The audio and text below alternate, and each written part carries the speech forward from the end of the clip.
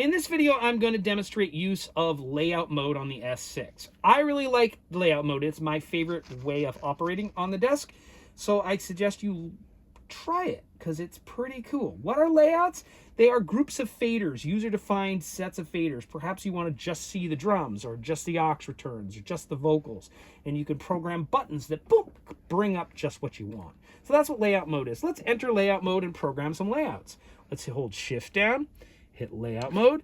I'm in layout mode. There is nothing on the screen because I haven't programmed any layouts yet. The other thing I'm going to want to do is bring my layout selectors up here. I hit the layout mode button again.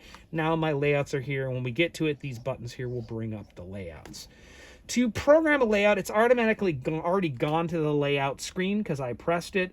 But basically, I went into what if I was a home, tracks, and I'm seeing all the tracks in the session right here. And what I want to do is I want to bring the faders I want, the elements that I want in my layout, I'm going to bring them down here to the strip. So let's create a drums one. If I go into assign mode, I bring the drums fader and I put it down there. That's now in my layout. Let's do the rest of the drums because I want a drums layout. I can do multiple at once and they will go in order that I select them. And I can put them down here. And now let's store ourselves a drum layout. Store, select number 1, name it, drums, and hit enter, and hit store a second time. That's important. And now we have ourselves right here a drums layout. Before I try to recall it, let's make a second layout so we can move between them. Bass. So I'm going to want to make a new layout, and I haven't found a way to clear all these selected things down here in one button stroke. I've found how to do it one at a time, so I'm hit the delete strip button and cleared out what's there. Let's make a bass layout. These 3 here are going to go down there, and now let's store a second layout, bass. We'll put it on number 2. We'll name it bass, and we will store it, and we have to hit store a second time. Now we have a drums layout and a bass layout, and I should be able to bring them up over here. Now I'm not, and I'm not for a very specific reason. This particular console, and this won't always be like this, so by the time you watch this video, this may be irrelevant information, but right now we have a broken fader bank over here, and it's out for repair. So it's basically thinking these faders are the drums, and actually the screen up here is indicating that to me. What I need to do is just bank those over, and so I'm going to bank the drums over to the right. And I've found that it remembers that. I don't really have a problem with this. It keeps coming back like that. So now if I go to bass, there's the bass, there's the drums, there's the bass. And obviously you can make lots of layouts, you know, your vocals, your aux returns, whatever. But to me, this is the best way to find faders on the desk. Now, we do need to explore how to edit a layout because inevitably you may want to add something to it. For example, what if we wanted to put the vocal in the drums layout? So I would just select the drums layout and add an element to it.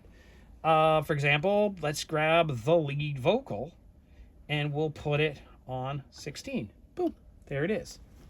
Now it's way over there. And I could, again, don't forget to store the drums layout again. So store and store. And now, of course, bass. Here's my bass. Drums with the lead vocal added. Now, there's other fancy things you can do in the editing process of a layout. Let me go back here. I could insert something in the middle of the list. Like I could insert the whirly between the rack and the floor tom. Why on earth you'd want to do that? But you could. That's what the insert button does.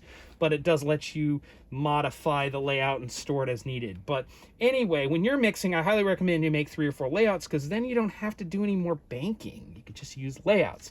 Now, there's a couple more. One last really important thing to talk about is where is this data being stored, right? You're working on a Pro Tools session, but you're editing layouts. You want to make sure when you reopen your file that the layouts pop up. And there are ways to store the layouts on this computer, that is the console, but I'd like it stored with my Pro Tools session so each song has its own set of layouts. And this is done automatically for you if the settings are set appropriately, which they are currently on this console.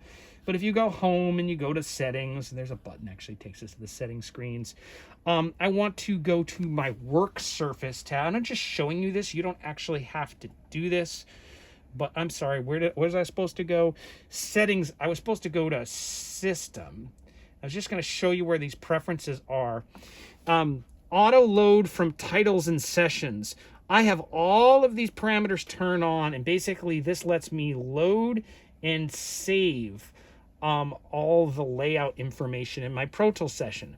There is, however, one other thing that has to be correct for this to happen, and that is that the console has to really be mated with Pro Tools.